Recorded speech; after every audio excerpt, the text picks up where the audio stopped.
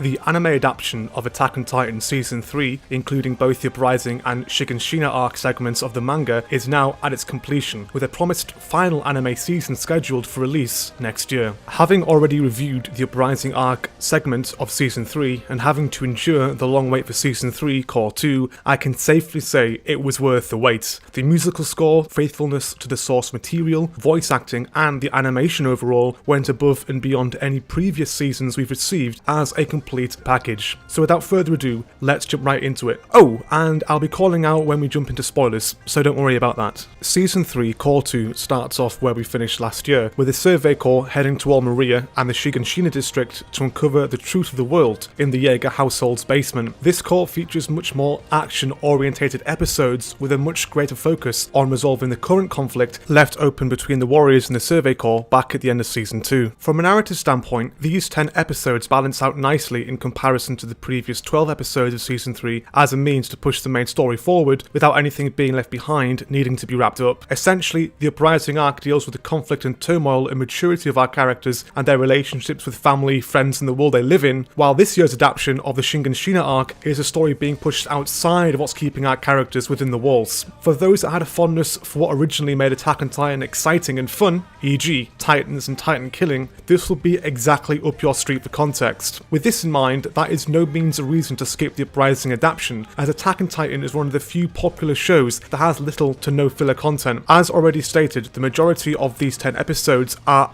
action-packed, with emotions high on all ends of the spectrum. You'll likely end up cheering and laughing, crying and feeling depressed, and even expressionless at what you're seeing visually on screen from time to time. Outside of the final 2 to 3 episodes, this season is just a pure train of adrenaline that never holds up or stops to give you a moment to breathe, yet the story itself doesn't falter either, or fail to deliver. The new opening this time around is more fitting with previous openings prior to Red Swan, and also has some sneaky hints and references to later episodes for those hungry to decipher or remain perplexed. The musical score in the opening felt like a great rendition and cross between the second and third openings, and thus fitting for what transpires this time around. The voice acting in the sub is amazing as always, and same goes for the OST. I'm always hesitant to give anything a 10 out of 10, but Attack on Titan just nails the music on all fronts, and all the voice actors that are either old or new deliver lines and content perfectly.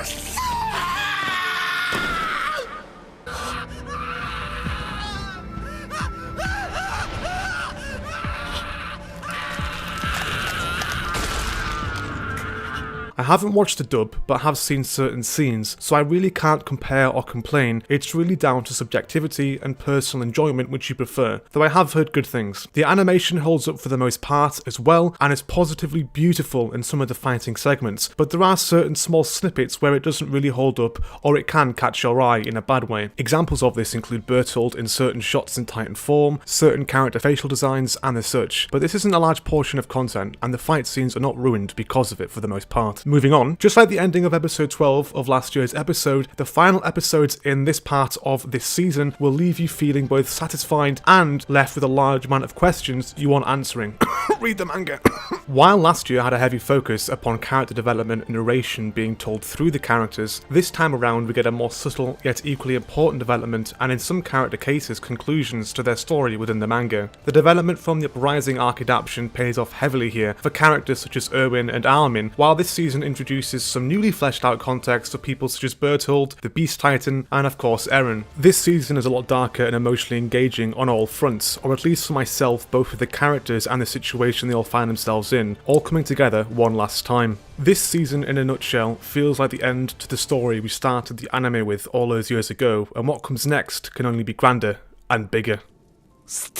If you were to put these arcs together and watch all 20 or so episodes, you'd see a lot more fluidity and better paced and concluded story, which I'm sure many of us will do in the near future. They are two parts of the same season after all, with these latest episodes being the concluding fight and payoff. With that, spoiler time.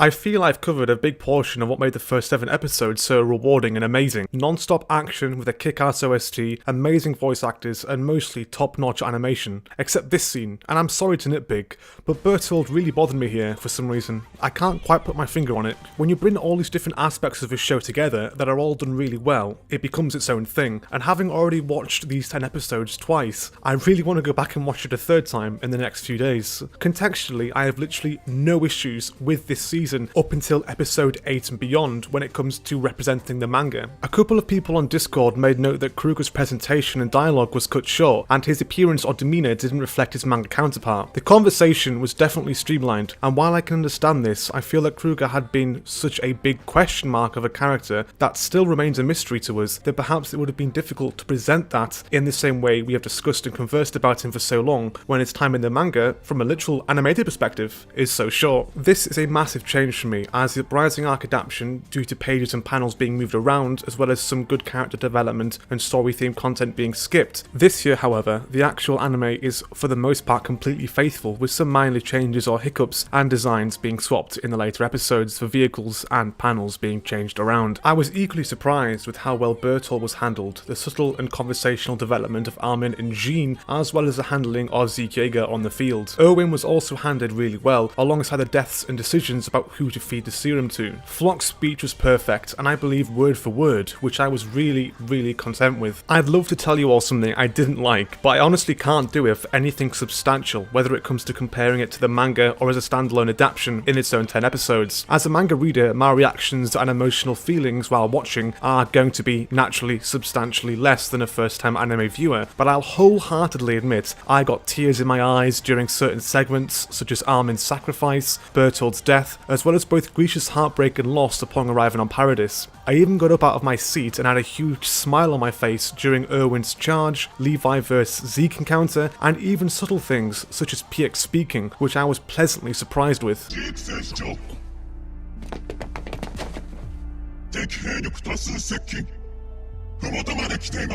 In conclusion, and not to waste any more of your time, Attack on Titan Season 3 as a whole is a must-watch, and as a standalone core, these past 10 episodes are a must for any fan of the series, or even newcomers who are curious about starting the show.